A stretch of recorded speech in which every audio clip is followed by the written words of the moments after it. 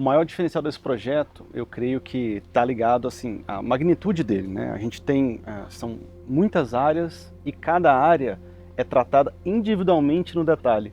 A gente tem cada detalhamento, pega um ambiente, tem 30 pranchas de um fornecedor, 20 de outro, que muitas das vezes a gente tem que compatibilizar os projetos no papel, mas que muitas das vezes só no papel você não consegue ver todos os detalhes. O Márcio trabalhou muito bem nessa parte de gerenciar essa compatibilização e tudo mais.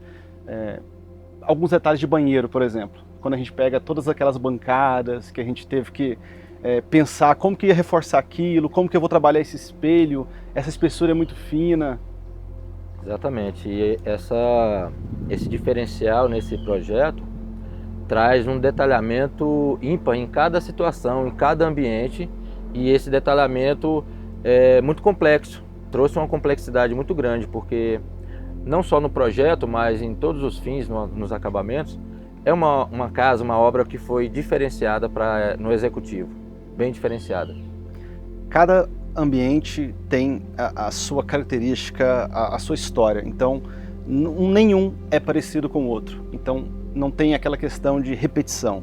Cada um você tem que iniciar do zero e pegar todo o processo para chegar no final, no resultado que o cliente e, enfim, todos os fornecedores exigem que a gente tem que fazer aqui. Um outro grande diferencial desse projeto, que tem muito a ver, a gente da engenharia gosta muito da parte de concreto, mas nessa casa o concreto foi interpretado como um elemento de revestimento da arquitetura. A fachada ela é muito marcada pelo concreto arquitetônico, que é um concreto aparente. Eu lembro que quando a gente foi começar esse concreto, a arquitetura passou para a gente algumas referências, só que a gente não tinha exatamente a ideia final.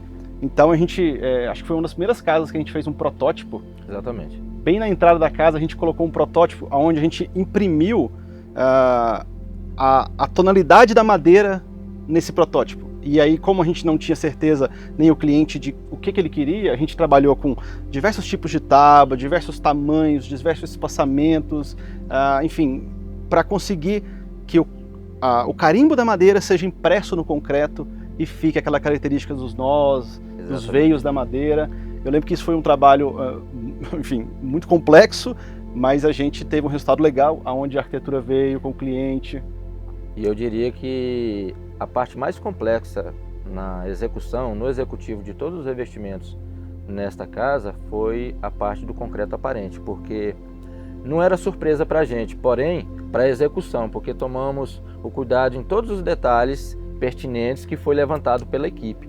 A equipe trabalhou arduamente nesse projeto de concreto aparente, e quando nós fizemos o protótipo foi maravilhoso, porém tivemos algumas surpresas que o concreto nos traz, que só temos como identificar na disforma, né? Então nós ficamos muito apreensivos com o resultado final. Porém, a equipe trabalhou direitinho, seguiu todo um protocolo e o resultado final foi excelente. Quando você parte de um protótipo, que você faz uma parede de 2x4 e ela fica perfeita, você gera uma expectativa que você vai fazer uma casa que tem 100 metros de cortina, de 4 metros de altura, exatamente idêntico àquele protótipo. Então, tivemos um desafio onde a gente foi evoluindo a equipe. É um trabalho muito artesanal, você tem que fazer régua por régua, alinhamento. Você está na parte que agora você consegue ter uma ideia porque a casa já está formada. Mas quando você tem simplesmente um canteiro e você imagina que aquele concreto vai ser o elemento que vai receber esquadrias, toda a parte de revestimento, e tudo tem que se encaixar no alinhamento perfeito, é um desafio.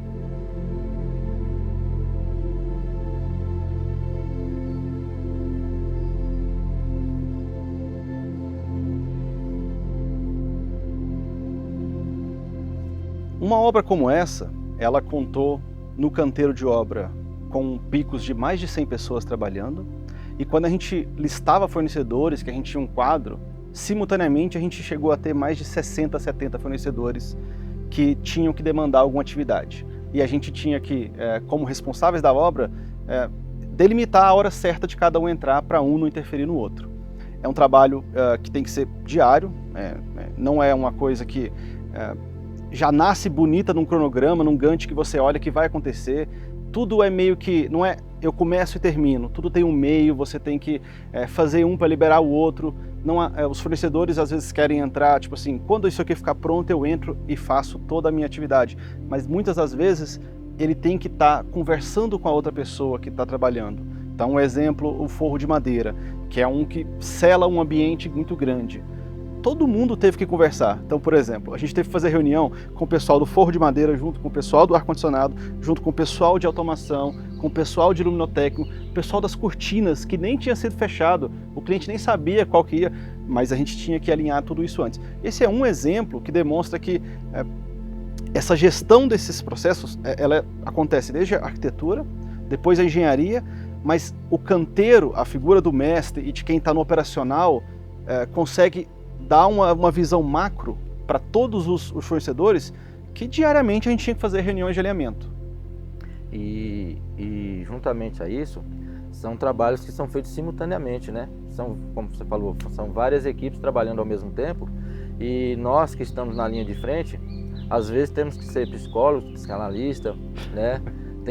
Tem que agregar outras profissões nesse tempo, porque nós estamos falando de pessoas, né? De seres humanos, né? Que às vezes chega aqui num momento não muito bom das suas vidas, e eles têm que compartilhar o trabalho, um estresse que é gerado nesse trabalho, que não tem como, né? E a gente está ali para fazer esse meio termo, né? Esse meio de campo para poder isso funcionar. E tem hora que é punk, tem hora que é muito punk isso, mas graças a Deus a gente conseguiu elaborar isso direitinho para que esses trabalhos não fossem prejudicados por uma equipe ou outra, porque, como foi falado, são muitas equipes trabalhando junto, né, Lucas? E isso tem hora que gera um estresse muito grande, tanto entre eles quanto conosco também. Um dos pontos interessantes de trazer o fornecedor para a visão da obra era essas reuniões de alinhamento, onde a gente explicava para ele tudo que estava envolvido no trabalho dele. Porque muitas das vezes um trabalho simples de instalar, por exemplo, um toalheiro, é uma coisa que não é complicada, mas uma pessoa pode fazer um estrago muito grande se ela entra ali sem uma coordenação exata e tudo mais.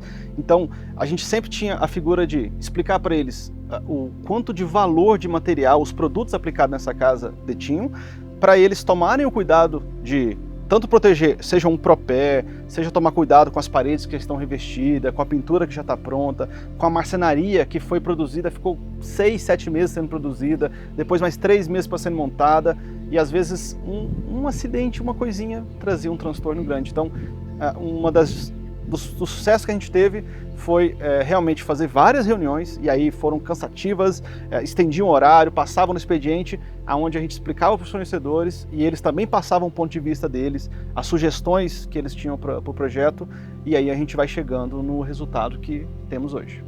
E amarrado a isso que o Lucas estava mencionando, tem o fator cliente, porque às vezes o cliente vê no projeto aquele processo todo bonitinho, e quando começa a ser locado esses itens, por exemplo, de acabamento, de acessórios, o cliente tem uma visão diferente daquilo. E aí é onde entra a casa técnica, que tem que estar alinhada ao cliente, porque o cliente, primeiramente, ele tem que entender o processo, porque se a gente executa para depois procurar o cliente para ver se ele gostou, está de acordo com o que ele quer, isso pode não dar certo. É onde pode dar uma perca em algum material, em alguma base de colocação, e isso é fundamental, estar alinhado ao cliente. Por isso que o cliente ele está participando de todo esse processo junto conosco, para que nós consigamos fazer valer certinho, sem prejuízos.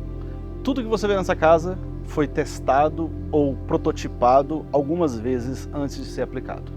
Não é simplesmente a gente receber uma paginação da arquitetura, mandamos para a marmoraria e o piso foi assentado.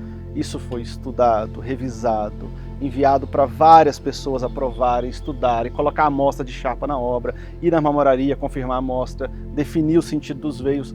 Tudo isso teve alguém que trabalhou por trás, tanto a nossa equipe quanto dos fornecedores, que foi muito bem alinhado.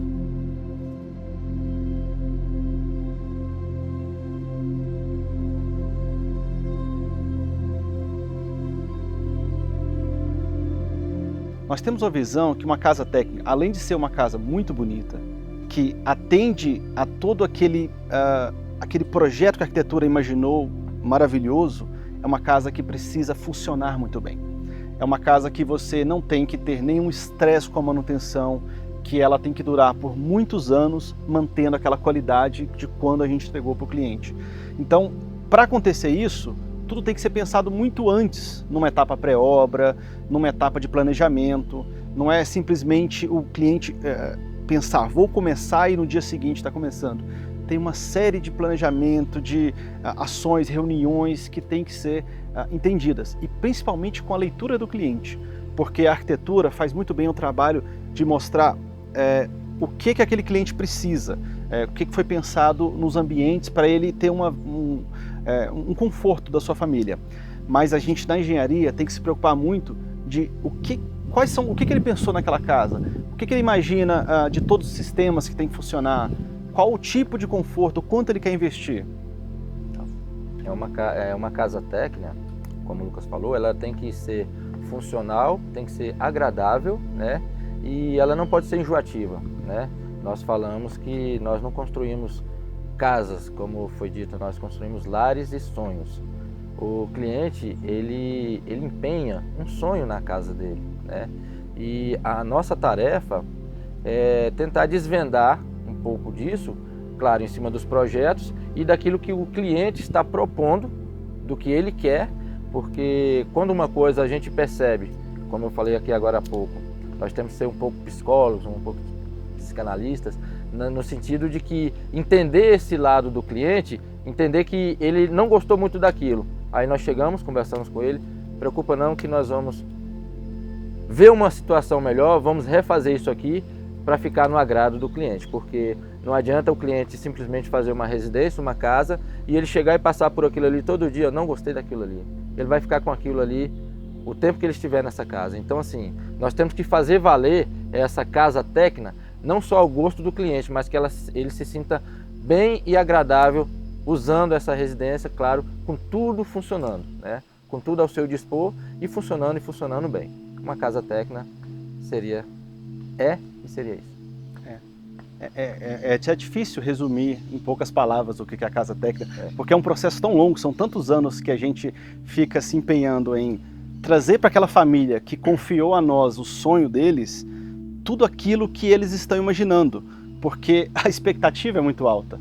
Então, atender essa expectativa, ela é um trabalho incessante diariamente, que no final a gente tem orgulho do que a gente está fazendo, e a gente quer entregar as melhores casas, a gente quer fazer os melhores processos, mas a gente depende de todo um núcleo de fornecedores, parceiros e tudo mais, que precisam estar totalmente alinhados. Então, a casa técnica, ela é um trabalho muito artesanal. Eu diria que é muito de você, quase como se você fosse fazer uma roupa sob medida para você. Cada casa tem o DNA do seu cliente. Mesmo que projetos sejam às vezes um pouco similares, nenhum é igual ao outro, porque cada cliente coloca o seu toque e a gente está ali para fazer exatamente o que ele quer. Essa casa foi pensada para ter toda uma integração com automação, desde sistemas básicos, acionamento de um portão, até sistemas mais complexos, áudio e vídeo, luminotécnico e até a irrigação. Fatores simples, que é, por exemplo, comandar a irrigação de um terreno de 5.500 metros quadrados, se eles não estiverem bem estruturados, pode às vezes trazer algum estresse para o cliente. O que a gente pensou aqui, por exemplo? O cliente consegue controlar a irrigação ponto a ponto. Ele consegue, quero jogar uma partida de futebol com meus filhos, vou molhar meu campo de futebol. Quero jogar uma partida de beach tênis. No toque de um botão no celular, ele consegue molhar a sua quadra para à tarde ele utilizar ela e estar na umidade e da forma que ele quer. Sistemas de iluminação dessa casa, nós temos mais de 300 seções de iluminação. São mais de 1.000 unidades de luminárias, pontos que foram pensados com o pessoal do luminotécnico, com o pessoal da arquitetura, com o pessoal da automação, porque imagina você controlar 1.000 unidades de pontos de iluminação sem você ter essa referência de o que eu quero. Então criaram cenas que o cliente simplesmente fala, uma cena de quero dormir, por exemplo, aperta um botão, a casa já se adequa a ele. A porta social, que é uma porta que pesa quase 1 tonelada, simplesmente, na hora que ele abre o portão, ele pode decidir acionar ou não, e ela tem uma abertura sincronizada, com proteções de segurança, sensores para proteger as crianças. A gente tem, na parte de áudio e vídeo nessa residência, várias zonas de som. São diversas caixas de som que o cliente consegue colocar vídeo e a parte de imagem nas TVs aonde ele quiser. Fora isso, a casa foi pensada para trazer uma parte ambiental e uma parte de redução de custos do seu consumo, porque é uma casa muito grande. Então, por exemplo, a cobertura dela são 1.000 metros quadrados de área, onde o cliente não paga o excesso de consumo de energia, porque a geração foi pensada para atender a todos os sistemas da residência. Hoje ele tem um crédito aqui de geração com base no que é consumido. E essa casa tem diversas cozinhas, diversos fornos, diversas bombas e sistemas que funcionam. Isso gasta muita energia, tem um consumo elevado. E ele não paga essa conta elevada porque ele tem uma geração muito alta. Se acabar a energia da rua, ele tem um gerador.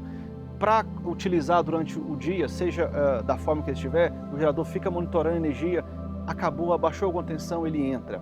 Na parte de proteção dos equipamentos, esse cliente trouxe um desafio para nós, que ele quis trazer eletrodomésticos dos Estados Unidos, que são equipamentos que demandam uma tensão diferente de energia e demandam de proteções diferenciadas, porque são equipamentos de alto valor agregado. Então essa casa tem, além de uma rede de energia 220, que é aqui na região, ela tem uma rede estabilizada para equipamentos eletrônicos e ela tem uma rede 110 exclusiva para os eletrodomésticos. Então tudo isso pensado item a item para atender o cliente. Esses são um dos itens assim, mas por exemplo, a parte de piscina, você tem uma tela que sai da piscina na parte de trás. Isso foi pensado no início, em fazer uma contenção maior. Tudo isso integrado com automação. Verdade. E aliado a isso, como o Lucas estava falando, todos os equipamentos que veio de fora foi um desafio para nós, porque nós estudamos a lei nossa, a NBR nacional, né? Que são os equipamentos fabricados no nosso país. E o cliente, a maioria dos clientes, trazem equipamentos de fora. E nós temos que avaliar, estudar isso tudo que vem de fora, porque vem com outra tecnologia. E nós tivemos que se agregar, habituar a isso no conceito de fazer os equipamentos funcionarem, a não trazer um prejuízo. Como o Lucas falou, esses equipamentos hoje são monitorados, não só com aparelhos, mas eles são monitorados fora da casa, com pessoas, com técnicos qualificados, né? Por exemplo, a redução de custo que a automação traz em benefício para o cliente. A casa tem sensores nos ambientes que, quando é detectado que não tem mais presença de gente, de pessoas, tudo se desliga. Ou seja, o cliente não tem preocupação de se eu deixei isso ou aquilo outro ligado, não. A automação, esse monitoramento da automação protege tudo isso para o cliente, né? Isso é muito bom, porque o cliente fica satisfeito e resguardado, né? Então, assim, nós tivemos que estudar muito a respeito disso, né? Para trazer um conceito de funcionabilidade para esses equipamentos. Foi bacana. Aprendemos mais. Uma casa desse tamanho, porque ela traz muita... Apagar a luz dessa casa é um processo difícil se você não tiver automação. É uma coisa que traz essa integração. Isso foi tudo bem alinhado. Mas o que é interessante pensar são das ações, não pensar no sistema como um todo. O que é ação? Por exemplo, o cliente chega na garagem dele, a TV dele liga automaticamente com o sensor de teto. Na hora que ele olha para essa TV, já automaticamente aparecem as câmeras do lado externo e da entrada do portão. Então, na hora que ele chega no carro dele, ele consegue saber se está seguro para sair, tem alguma coisa lá fora que eu tenho que tomar atenção. Esse é um processo. Quando ele sai, por exemplo, do quarto dele e anda pelo corredor, se for de dia, praticamente não acontece muita coisa. As luminárias ligam só as luminárias de passeio. Se for à noite e ele quiser ir tomar uma água no filtro da copinha dele, na hora que ele passa pelo corredor, o sensor indica a presença dele e ele é programado para, no período noturno, ligar simplesmente os balizadores de passagem. Então não vem uma luz que ofusca a retina dele enquanto ele está caminhando na madrugada para tomar um simples copo de água. Então são sistemas que vão aprimorando a experiência.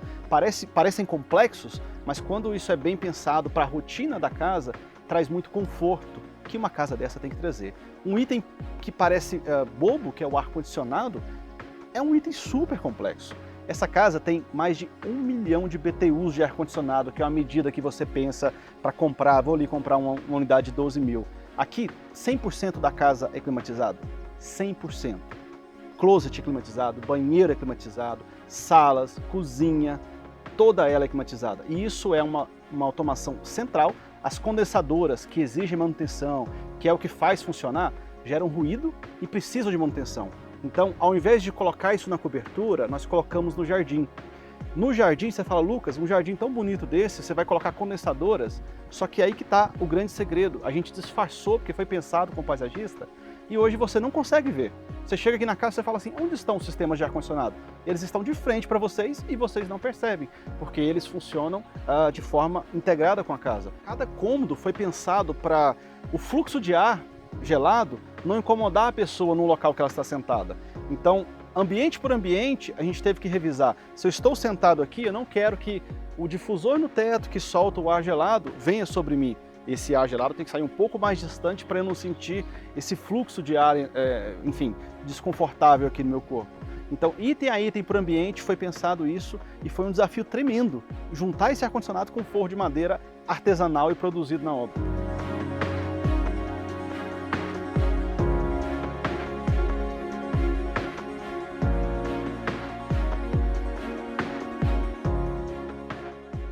Primeiramente, eu falo com muito orgulho, né, de fazer parte da equipe Tecna, porque eu vi a Tecna, propriamente dita, iniciar, onde ela nasceu. E para mim, eu falo muito motivo de orgulho, porque muito das coisas, vou dizer, de padrão, de acabamento, como a minha figura mestre de obra é presencial o tempo todo, e nós fazemos parte desse processo, elaborar esse processo de qualidade. Primeiro passa pelos nossos olhos para ir esse processo ir adiante. Então, assim, para mim é motivo de muito orgulho, porque quando a Tecna nasceu, a obra que eu estava executando foi alvo de visitas para que aquele padrão continuasse, né, para outras obras. Então, por isso que eu falo que para mim é um motivo de muito orgulho fazer parte da Tecna. E assim, eu tenho 38 anos de obra de construção civil, né? Comecei muito cedo. E quando eu cheguei na Tecna, quando a Tecna foi desenvolvendo e nós fomos fazendo parte dessa equipe, a pessoa do Luiz Ângelo e do Fábio, claro, me deu uma liberdade muito grande de trabalho, onde eu consegui expor meu trabalho com mais facilidade. Não só eles, mas também o cliente, né, agregado, me deu essa condição, essa liberdade de trabalho, de mostrar o trabalho e isso expandiu. E por isso que eu falo que é motivo de muito orgulho, alegria e satisfação de poder fazer parte da Tecna. Quando eu comecei na Tecna, eu entrei como recém-formado como engenheiro. E eu entrei para organizar a parte administrativa. E eu venho de uma cidade do interior de Goiás que, para mim, o alto padrão não era conhecido. Eu lembro que na primeira vez que eu entrei numa das obras da Tecna, eu vi uma espécie de um buraco no meio de um canteiro de obra e eu perguntei pro pessoal da obra se aquilo era utilizado para subir material, alguma coisa. Eles não, aqui é o elevador da casa. E foi um espanto naquele momento, porque na cidade onde eu veio não tinha elevador nem nos prédios da cidade, quanto muito menos numa residência. E esse processo criativo e todos os desafios que traz essa casa de alto padrão foram me conquistando. Hoje eu tenho muito orgulho de participar diretamente dessas obras. A gente percebe que as pessoas são desafiadas internamente, mas um desafio, uma provocação boa de sempre estar evoluindo. O próprio Márcio, que trabalhou nessa casa, já fez algumas outras casas para esse cliente, eu tenho certeza que se ele pegar da primeira casa que ele fez e for olhando uma por uma, ele vê a evolução do trabalho dele mesmo. E isso é uma das palavras que está muito no nosso DNA, na Tecna como um todo. Dar essa confiança para as pessoas demonstrarem o melhor do seu potencial.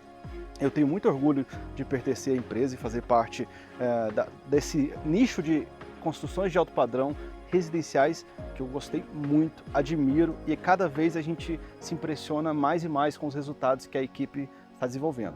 É uma equipe de sucesso.